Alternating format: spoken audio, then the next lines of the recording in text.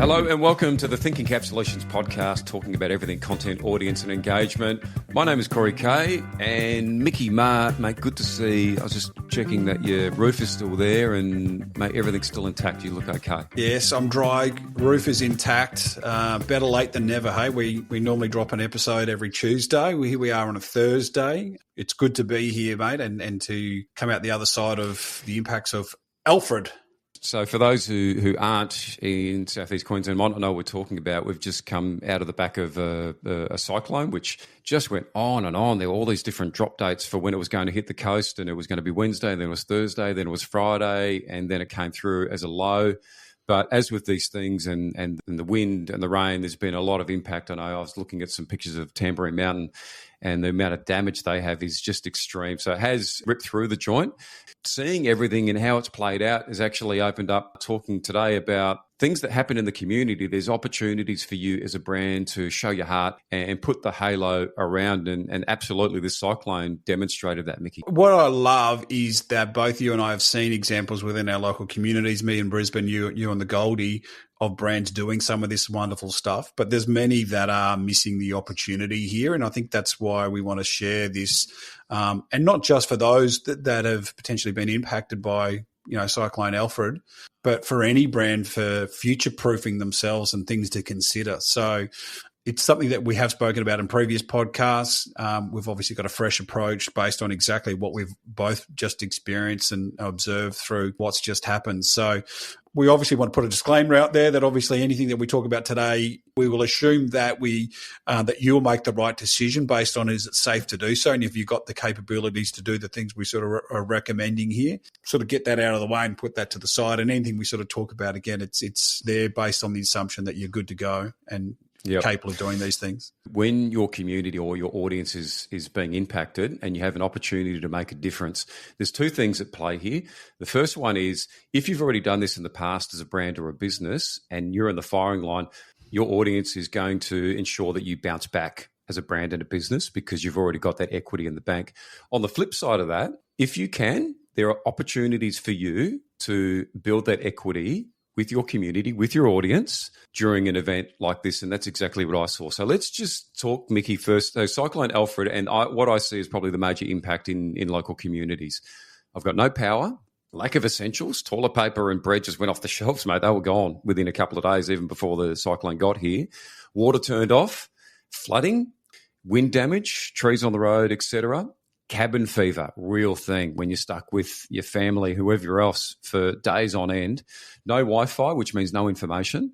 Mobile network down, again, communication issues. There are the problems, but if you start there, then you can start to work backwards on, as a business or a brand, okay, what part or what can I do to play inside of that? I want to go into what I saw. Some, just shut up shop and put the sandbags out the front. Fair call, fair game. It's their business. What stands out to me is there was one cafe, they just did free coffee. For them to open up their store, and this was still it was a day or so out from the actual cyclone, for them to open up that store and give free coffee out, what a great way to bring the community together. It's a simple thing, isn't it? But it's absolutely a fantastic example of, I guess, reading the environment, reading the room and going, okay, here's a small token of appreciation that we can do to bring people together and use what we've got available to us to show support. And make no mistake that those customers that were either regulars there will continue to be loyal because of that. But equally, those that were seeing other cafes in proximity that were closed down and not available will equally potentially become new customers for this brand. It's a wonderful thing to do. And you know what? I don't know what the numbers might be. A few $100, maybe a few $1,000s, in lost revenue will be significantly paid back in return through the loyalty that they get around brand perception, but also knowing that this is a cafe that's doing their bit. Another one, Mickey, obviously power, charging phones and getting information was critical. The local RSL here essentially just open up the doors, find a power point, charge your phones. Small gesture, but so powerful. Like if I've never gone to the RSL before, do you think they're going to be a consideration for me next time I'm thinking, oh, where should we go take the family for a lunch or a meal? 100%. Of course. The fact that you open your doors to me, I'm going to pay that forward. It's at times like this that brands can absolutely shine the most. While it should absolutely not be your focus to be chasing revenue, it's moments like this and what you do, and if it's showing heart for your local community, that will build loyalty. And that does have a financial payoff down the end, but that can't be the motivation while you're doing this. So some really solid examples there, Mickey, of those local brands, those local businesses who have that meaningful connection with their audience. And that's what we're all about. It's that real, genuine connection. And it had me thinking, looking at some of the other businesses around town and what potentially they could have done. On the Gold Coast here, hotels and motels, man. Look, plenty of them, plenty of rooms. And I imagine there'd be a lot of empty ones. You had the Marriott, and you actually offered up your rooms for those who've been evacuated, or just dirt cheap prices so that people move in who've been kicked out of their own house would be really powerful. Hardware stores. If you're competing against Bunnings, good luck on price point. Your biggest opportunity is connecting with the community. Sandbagging. That was a big thing here on the GC. Now, I don't know whether it's getting all of your crew and getting them down to the sandbagging and helping people actually put the sand in the bags, or if you've got it, the ability to do it, imagine being the sandbag destination. Come down, we've got the sandbags, and we'll put them in the back of your trailer and off you go. Bookstores, kids' books, no power. If you've got some stock out the back that that you haven't moved, colouring in books, put 200 books there, come down, grab it for free. Again, you're going to be remembered. You look after my kids, you're looking after me. Car dealerships, they've got all those courtesy cars. Offer up. Do you need us to pick you up and take you anywhere? How can we help you out?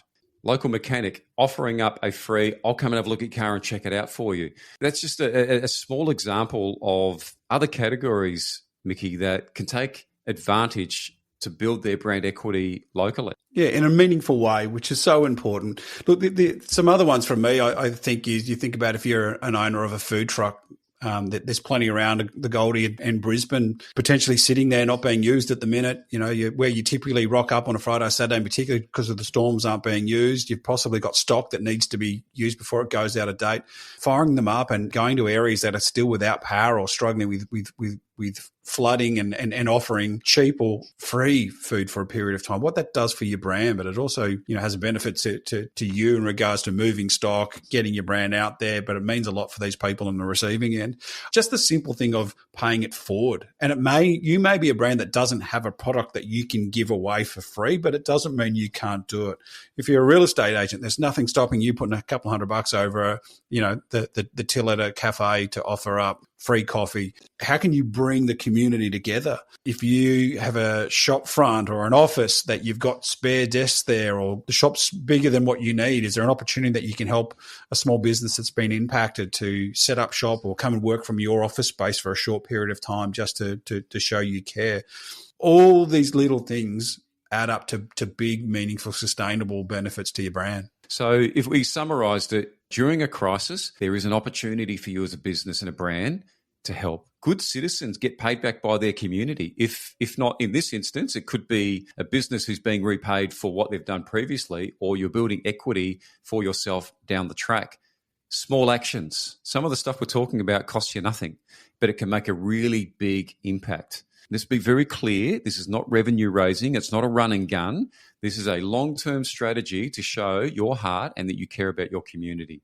We talk about it in episode 7 of our podcast, which was about how to build a brand with heart. So if you want to understand a bit more around how to do that and ways that we've done it through our 30-odd years in media, then we talk about that in that episode. If you're looking for immediate support and help, you can reach out to us. I would love to work with you and your brand on things that you can do to help in a meaningful way.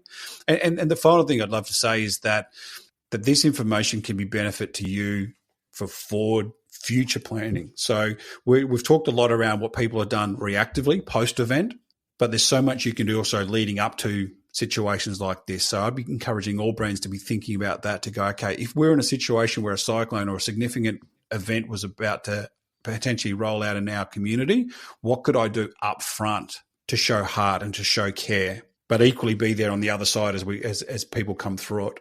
Corey and I are here to help. If there's anything we can do, please reach out to us, thinkingcapsolutions.com.au. You'll find our email and our phone numbers there, or LinkedIn, Thinking Cap Solutions, all one word.